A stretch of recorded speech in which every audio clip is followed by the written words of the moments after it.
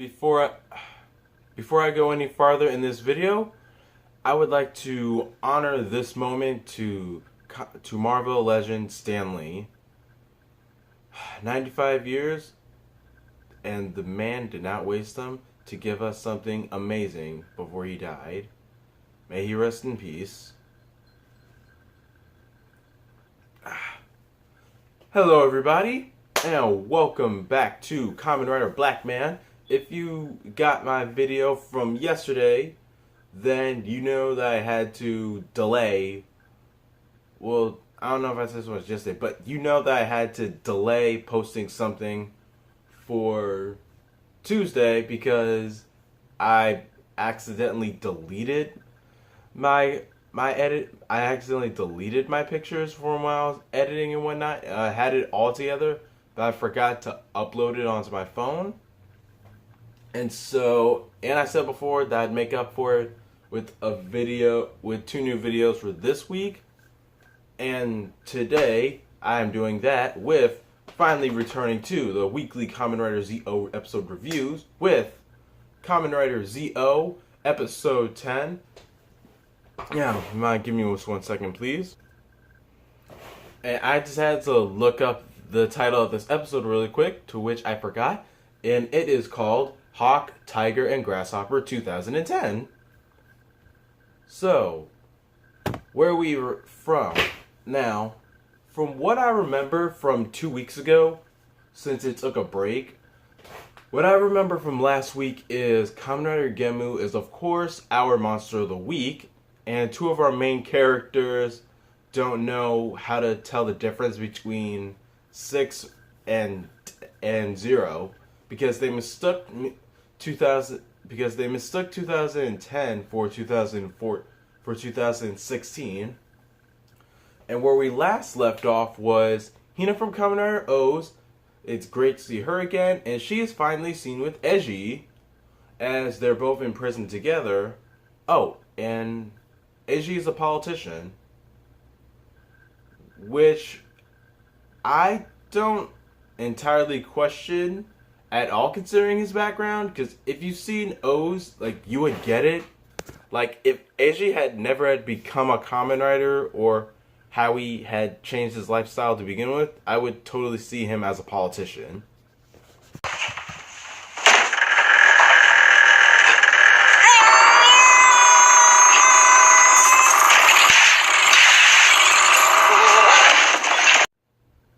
Oh yeah, and Hina still has super strength. Wait, why didn't she use that earlier? Mind your damn motherfucking business, bitch! Little stupid bitch! Little dumb teacher, bitch! Sogo is around and notices Hina and Eiji escaping, with Hina noticing him and continuing forward, with Woes telling him that Eiji has the potential to become a king with the power of desire. And moving forward, Eiji confronts Kuroto, and Sogo is curious to explain. He's curious to explain how do they know who he's a bad king, and as actually being logical about this, and asked him what's his goal once he becomes king. ならば教えてやろうか、ポッチ。私はやがてこの国の頂点に立つ。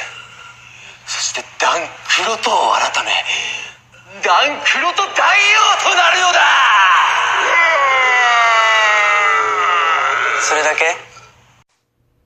You know, our president of just these United States wants to fuck over everything and fire whoever does his face because no one could ever be so orange unless you're a bottle of Tide.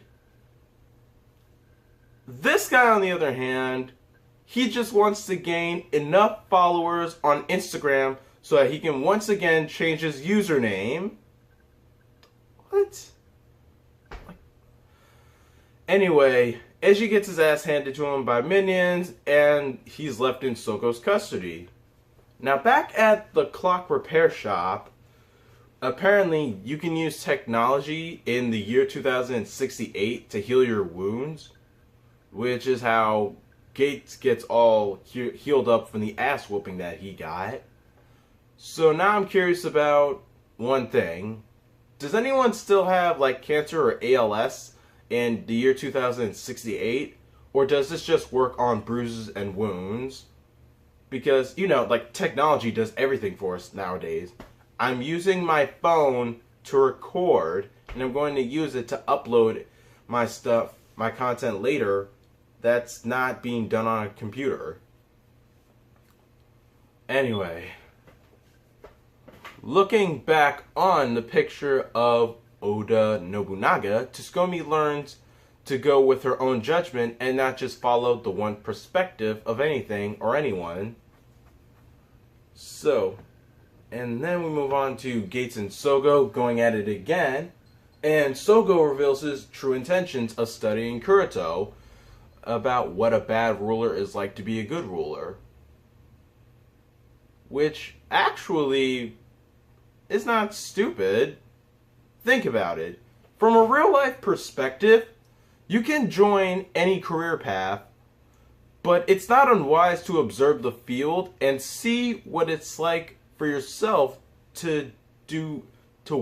So what do? You can look up and see what the job is like, or shadow someone, or maybe even get an internship. I'm not going to fault Sogo there because his reasoning is realistic, and it's something, yeah, it's not stupid. Yes, Kuroto seems like a bad guy, and anyone can tell that from a mile away, but so does Sogo. Being logical is honestly his strong suit, because he could go along with everyone else, but instead he wants to learn from both sides of the spectrum, so that when he becomes Omezio, he doesn't mess up. For as much as Sogo seems to rub people the wrong way, I'm defending him so much is because you can really look and understand him through his actions. Like, the idea of him doing all that and going all out to learn that information himself isn't too off for me. Currently, that it's an idea that came to me since in the first place, I'm a volunteer at a family center, and I'm studying to become a community service worker. So give him props to that. But back at the corporation, like, I'm not even gonna bother calling it a kingdom. Just not. Anyway, Sogo frees Eiji and Hina, explaining everything and receiving advice from Eiji that there are some things that a king can't do sometimes by himself, and speaking from his own experience, and which is the reason for why he became a politician. Kuroto seeing Sogo defecting now that he's picked up everything he'll need to know to be a good overlord.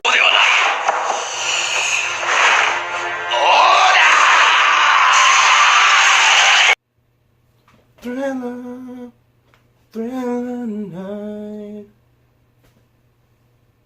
I'm avoiding copyright. You can take a guess. So another O's just goes off, and so does Eiji, in the most DBZ way that you could ever imagine.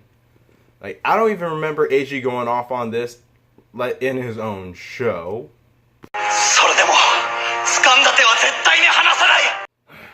The more you push me, the more you're going to pay for that, Frieza!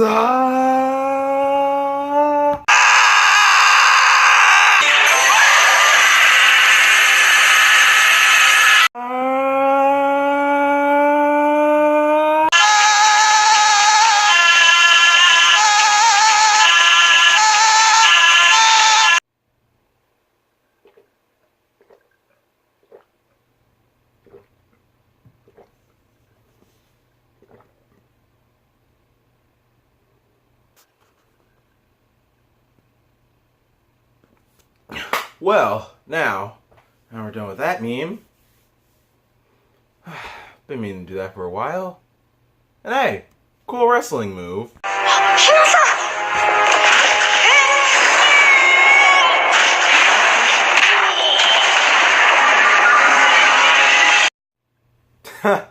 Just seeing that alone was just entertaining to me. In the editing, let me show you guys that again. That's for putting Snipe out of a job, jackass. After that awesome moment, Eiji gives Sogo the KamenRider O's ride watch and the Tajidor ride watch, and goes after Koto. Now, with Hora butting in with the Dragon Castle from Kiva becoming a mech, that literally happened. This isn't the first time it happened. It happened before with Wool when he used that Captain Ghost, the iguana from Kamen Rider Ghost, and it became a mech and whatnot. And I was like, looking at that, I was like, alright, it's CGI. I don't know if I want to get in depth about what I think about it, though. Anyway, the dragon, the time jackers come down, try to stop them from ruining their plans. No worries. The cavalry's here. It's Gates and Skomi. And now, before I talk about the O's armor, we first see this new form in the time Mazin, because the faces and ride watches you can use for the time Mazin are actually interchangeable. Like, when he uses the old ride watch, it now becomes the face, and he gets the tiger claws. And he can also use Tajidor to where he beats Hora by doing Tajidor's rider kick. And now, is Sogo now? Why does he have a ride watch of his Tajidor form? The closest assumption we can all assume is that it's something tied to Ankh, since Tajidor was his combo. Now, with Hora beat, they go to 2010 and learn a bit more about Kuroto and his rise to power.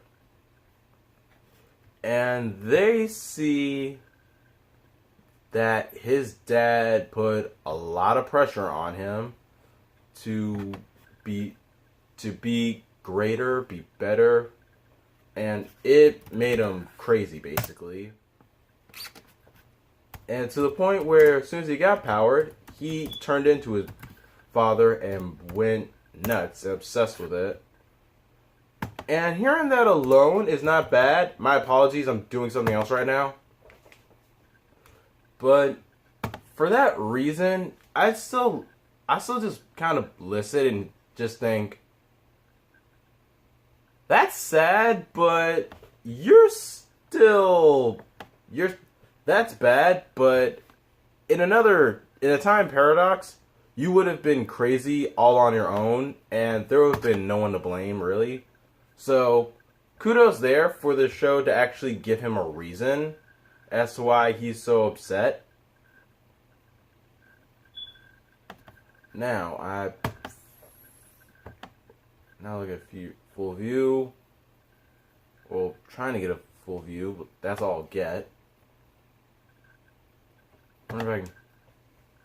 Anyway. Now that they made it back to 2010, where Kuroto becomes another O's, now I can talk about the form KamenRider ZO O's armor.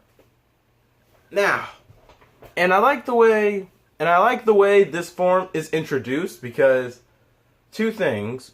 One, it makes me impressed because an actual hawk, tiger, and grasshopper actually come out to make the form, other than just popping up out of nowhere. And two, the way Woz introduces this form is, he starts off by saying, Happy birthday.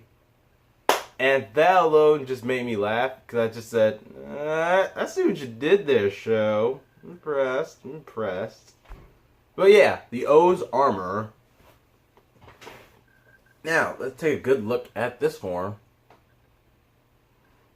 Now, O's armor alone, I get where they're going. I sort of understand where they were going. They didn't want to do the core medals because they would look a bit ridiculous for shoulder pads. So instead, they gave him the actual hawk, tiger, and grasshopper. To which props there. And I guess now the tiger doesn't look a little too weird for me. Although having the tiger as the shoulders, it does look like he'll knock anything over. But I still like it.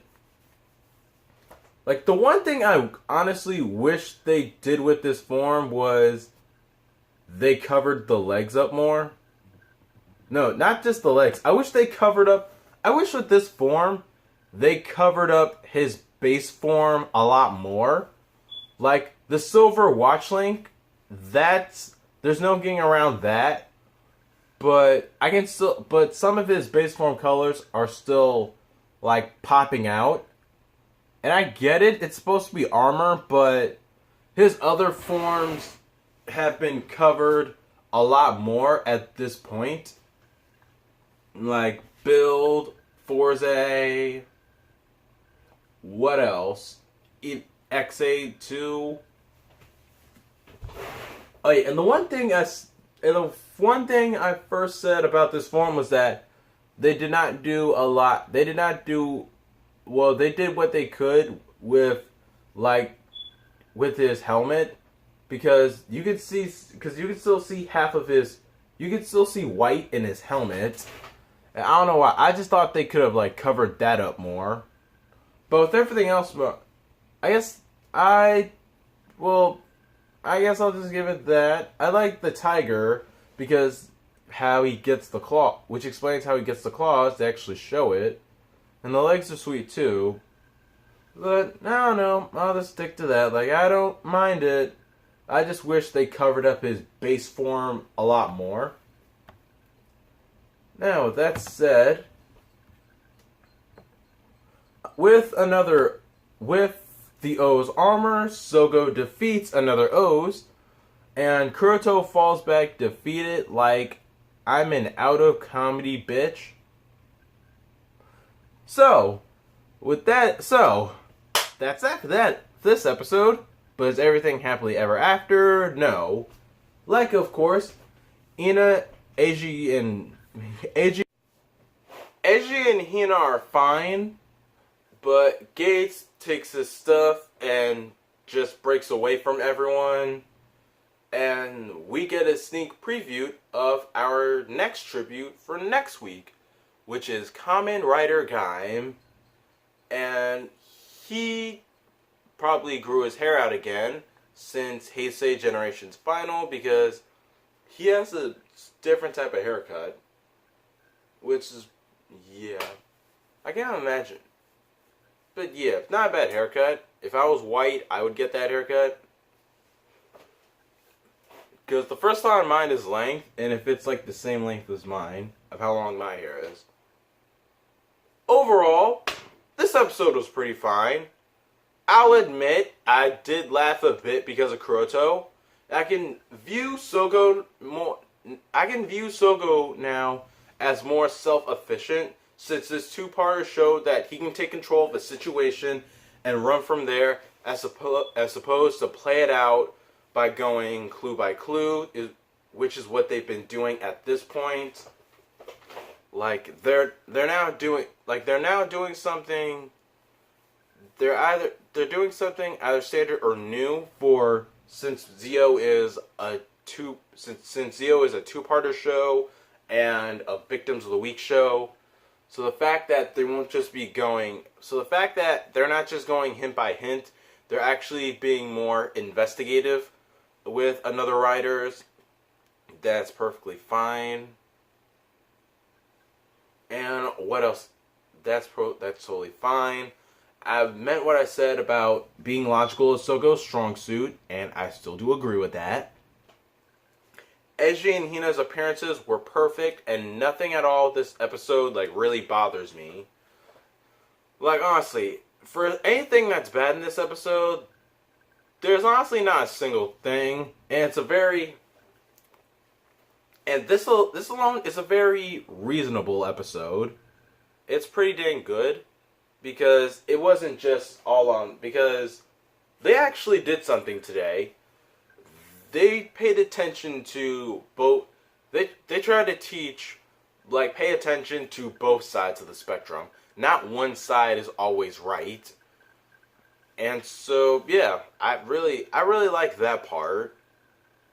And that's all I got for this episode. Thank you guys for watching. As always, like, subscribe, tell your friends about KamenRider BlackMan. Share this video if you want to. I really do not mind. And as before I close out, once again, this video, or the first few minutes of this video was, I honored, once again, I'll have a moment of silence and honor for the Marvel comic legend, Stan Lee, because he is the man responsible for so many, like, superheroes, per se, that I personally like. The number one being Black Panther. And with that said, let me have a moment of silence for him.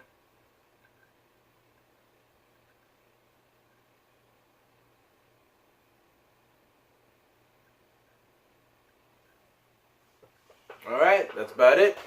Bye, everyone.